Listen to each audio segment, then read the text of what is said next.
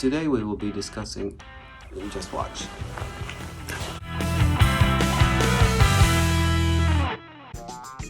To buy or not to buy? That is the question. The dilemma of whether a specific kind of fruit is good or bad will be laid to rest after you watch this video. Let's state a simple fact.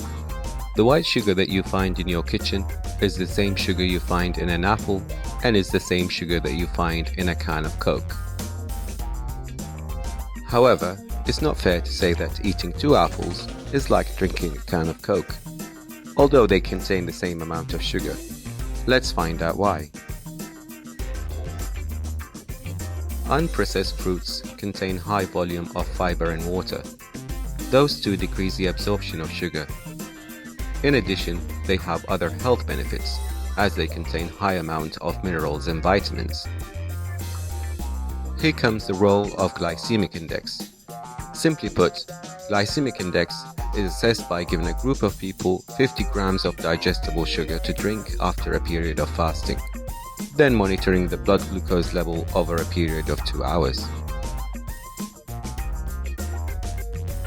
To obtain the glycemic index of item Y, for example, the process is repeated on the same people, but this time they are given item Y with an amount that contains 50 grams of digestible sugar, not counting the fiber contents. The area under the curve is counted and the glycemic index is calculated by dividing the green area by the red area times 100 to get a percentage. If the percentage is 55 or less, that means this type of food has low glycemic index. Between 56 to 69 is moderate and 70 or more is high glycemic index. But wait, it's a little bit more complicated. To get 50 grams of sugar, someone has to eat almost a whole watermelon or more than 3 bananas, which doesn't happen in real life. A better reflection of real life is glycemic load, which is calculated by multiplying the amount of sugar per serving by glycemic index divided by 100.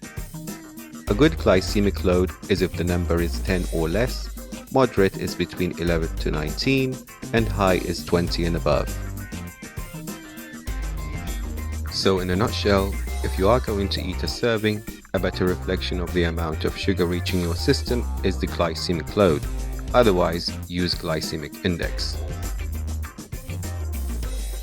Instead of me telling you which one is good and which one is bad, you can click on the link below, search for the food you'd like to check, and you will get a glycemic index and glycemic load. Remember, you are stronger than sugar.